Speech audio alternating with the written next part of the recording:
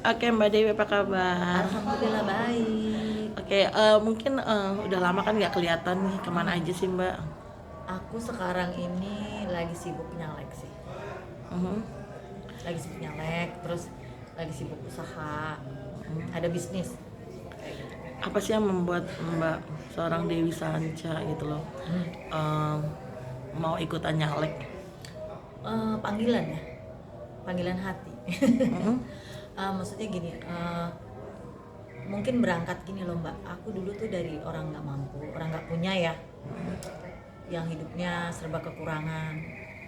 Pernah ngerasain makan pakai garam lauk nasi gitu kan, nasinya pakai lauk garam gitu kan.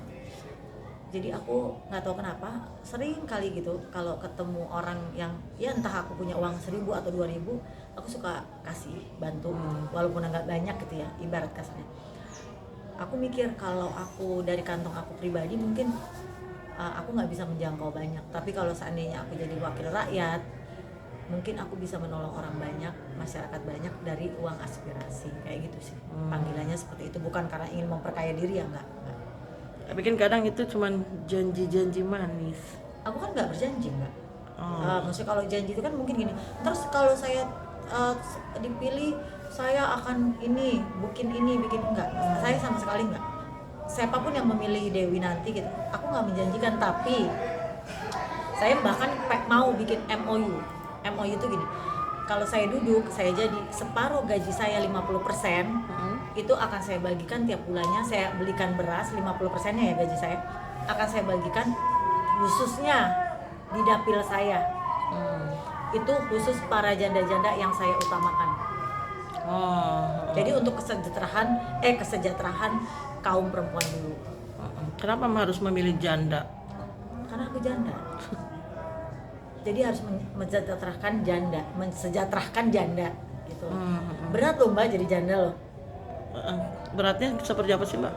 Mencari nafkah sendiri, sakit sendiri, diobatin sendiri ya kan. Berat, berat. Ngurus anak sendiri. Yes, bayar bayar sendiri, makan sendiri, bobok sendiri. Nah, bicara soal single parent, kenapa Hmm. sih Mbak sampai detik ini masih memilih untuk menjadi seorang single parent?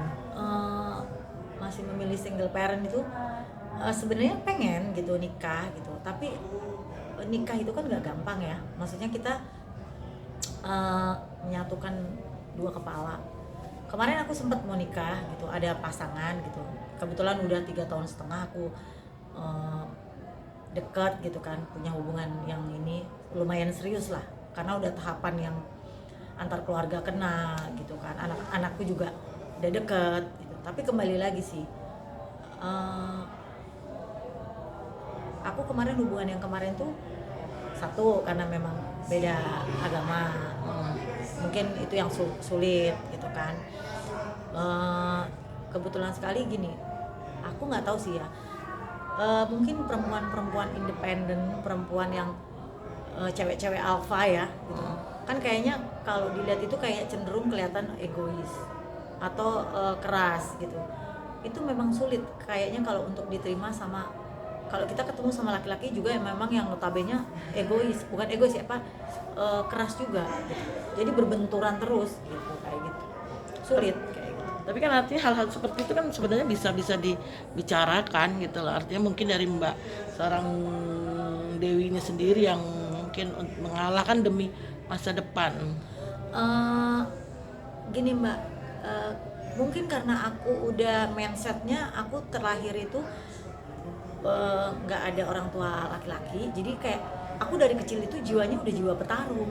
Jadi mungkin ketika aku berhadapan sama pasangan kemarin gitu ya, ya itu sering berbenturan tanpa sadar gitu. Tapi kalau sekarang mungkin aku kemarin sempet introspeksi diri sih gitu, lebih kayak emang aku harus gini ya, emang aku harus gini ya, oh gitu, gitu sih, lebih lebih introspeksi diri sih, lebih berusaha wise gitu loh, kayak gitu sih. Ya artinya kan kita kan nggak bisa egois sendiri gitu loh. Yes. Dengan memikirkan anak juga yang mungkin mereka masih butuh sosok seorang ayah gitu kan.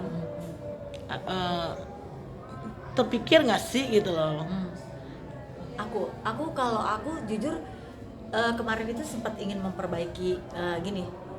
Kalau ketika kita ingin memperbaiki kan kita harus kedua belah pihak ya gitu. Terus tapi yang kita kayak masalah agama pun gitu, itu juga Artinya kita banyak ya untuk banyak faktor ya gitu. Kita kan juga harus ngomong karena ini kan hubungan yang udah serius, yang memang kalau kita menikah kan bukan cuma sehari tapi seumur hidup gitu. Jadi ya mungkin emang udah jalannya kali, memang kita harus masing-masing dulu. Kita nggak tahu ya ke depan 5 tahun 2 tahun ke depan kita ketemu lagi juga, kita nggak ngerti gitu kan. Aku sih sekarang untuk saat sekarang ya nikmatin aja sih kayak gitu. Artinya dengan anak sendiri gimana, dengan Valen sendiri, dengan perpisahan kalian?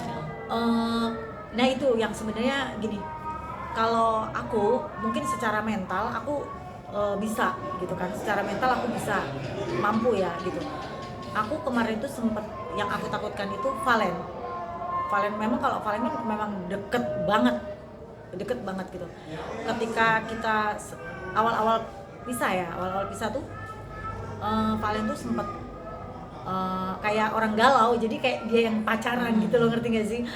Pagi-pagi bangun tidur nangis gitu, terus nggak mau makan gitu. Nah itu aku stres.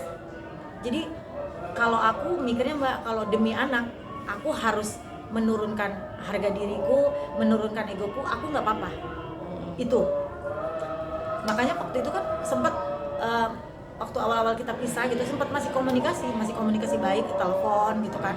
Ini Valen nih gini, ya dia juga telepon, makan gini masih gitu. Cuman mungkin kan karena kita udah 3 tahun setengah, kalau kita apa ya, putus itu ya, pisah itu ya, maksudnya memang kita apa ya, lumayan susah ya kalau putus. Kita nggak ada yang selingkuh, aku juga nggak selingkuh, dia juga nggak ada yang selingkuh gitu. Kayak gitu. Artinya kedepannya ingin seperti apa sih Mbak Dewi? Kalau untuk saat sekarang ya, aku untuk pasangan tuh aku belum terpikir lagi sih. Sekarang aku nih sekarang udah mulai kayak ya udah, aku fokus bisnis, fokus usaha, fokus pemilihan aku gitu. Lebih apa ya, lebih mikir ngebahagiain diri sama anak aja sih, kayak gitu. Happy, enjoy gitu. Oke, thank you.